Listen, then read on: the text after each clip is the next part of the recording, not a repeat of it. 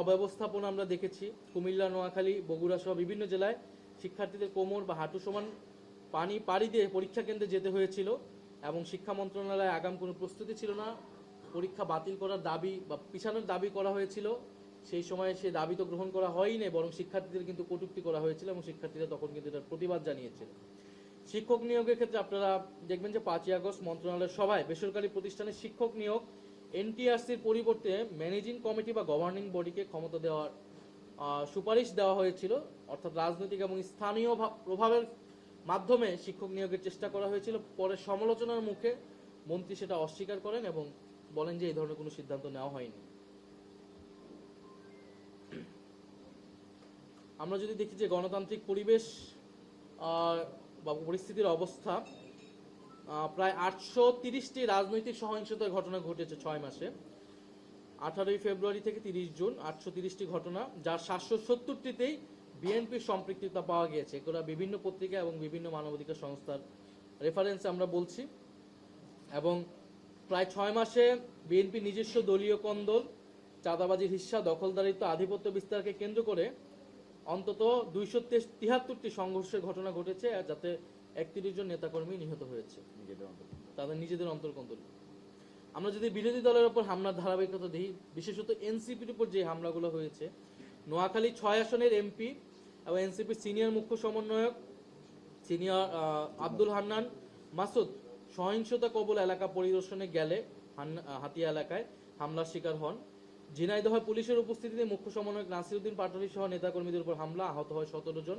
পরে আহতদের বিরুদ্ধে মামলা হয় এবং 3 জনকে গ্রেফতার করা হয়, যারা ঈদের মধ্যেও কারাগারে তাদের ঈদ কাটাতে হয়েছিল। হবিগঞ্জে জুলাই পদযাত্রা শেষে সার্কিট হাউস প্রাঙ্গণে হামলা হয়, অন্তত 10 জন নেতাকর্মী, কয়েকজন সাংবাদিক আহত হন। ছাত্রশক্তি নেতা আলিফ চৌধুরী এক চোখের দৃষ্টি হারান। কুড়িগ্রামের প্রতিবাদ মিছিলে, এই ঘটনার প্রতিবাদ মিছিলে কুড়িগ্রামে অতর্কিত হামলা প্রায় 20 জন আহত হয়েছিল। একই মাসে সিলেটে পদযাত্রায় হামলার ঘটনা ঘটে এবং আমাদের পুরো পদযাত্রায় কিন্তু বিভিন্ন জায়গায় গাড়ি ভাঙচুর সহ আমাদের ক্যামেরা, ফোন এগুলো লুটপাট করা হয়। তো এই সবগুলো ঘটনার সাথে আসলে বিএনপির স্থানীয় যে নেতাকর্মীরা তারা জড়িত ছিল এবং পুলিশ প্রশাসন কিন্তু তারা নির্বিকার ভূমিকা পালন করেছে।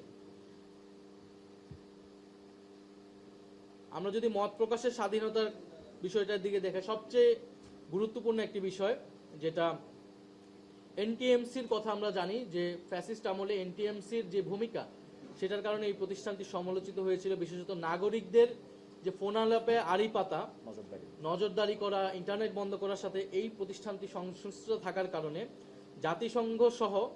জাতিসংঘ মানবাধিকার দপ্তর সহ বিভিন্ন মানবাধিকার সংগঠন, মানবাধিকার কর্মীরা এনটিএমসি বিলুপ্তির সুপারিশ করেছিল।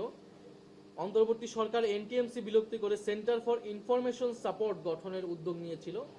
এই সরকার এনটিএমসির কার্যক্রম পুরোপুরি বহাল রেখেছে এবং আরও শক্তিশালী করার সিদ্ধান্ত নিয়েছে এবং মে মাসে 95 কোটি টাকা বরাদ্দ করা হয়েছে সরঞ্জাম ক্রয় সহ আরও বিভিন্ন এটাকে শক্তিশালী করার জন্য। অর্থাৎ তার মানে কিন্তু নজরদারি, নাগরিকদের উপর যে নজরদারি, আড়ি পাতা, ফোন আলাপে আড়ি পাতা, এই প্রত্যেকটা জিনিস কিন্তু বহাল থাকছে।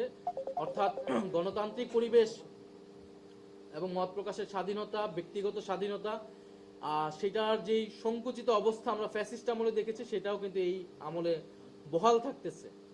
আমরা যদি সংবাদ মাধ্যমের বিষয়ে দেখি, গণমাধ্যমের বিষয়টি, প্রায় 237টি সাংবাদিক হেনস্থা এবং গণপিটুনির ঘটনা ঘটেছে চলতি বছরের প্রথম 6 মাসে। এটা আইন ও সালিশ কেন্দ্রের রেফারেন্স অনুযায়ী এবং HRSS অনুযায়ী 133 জন গণপিটুনিতে নিহত হয়েছে। এই সংখ্যা আগের থেকে দ্বিগুণ হয়েছে।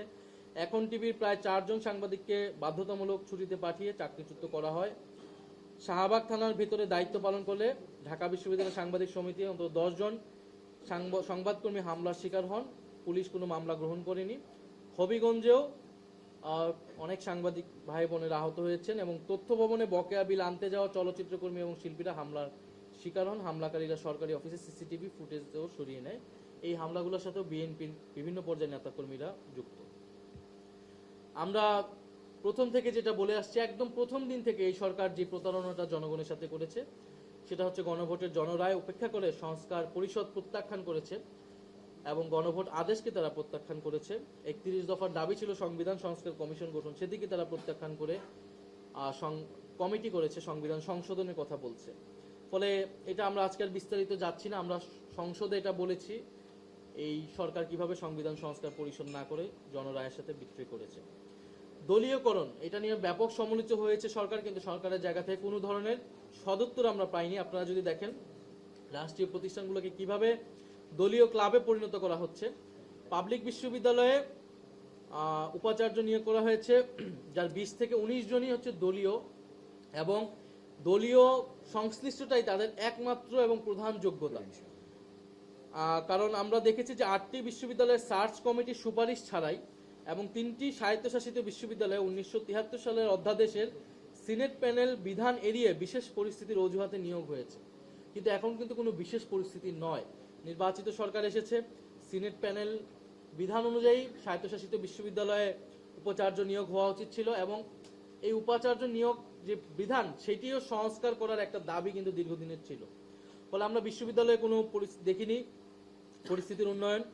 আমরা বিভিন্ন সংস্থা এবং নগর কর্তৃপক্ষে প্রায় 17 জন বিএনপির বিভিন্ন পর্যায়ের নেতাদেরকে চুক্তিভিত্তিক নিয়োগ দেওয়া হয়েছে। সিটি কর্পোরেশনে 11টি সিটি কর্পোরেশনের প্রশাসক নিয়োগ দেওয়া হয়েছে, 63টি জেলা পরিষদে প্রশাসক হিসেবে নিয়োগ দেওয়া হয়েছে। এবং এই প্রশাসক হিসেবে নিয়োগ দেওয়া কিন্তু বিএনপির 31 দফা সুস্পষ্ট লঙ্ঘন, যেখানে তারা বলেছিল মৃত্যু বা আদালতের আদেশ ছাড়া স্থানীয় সরকার প্রশাসক তারা নিয়োগ করবে না।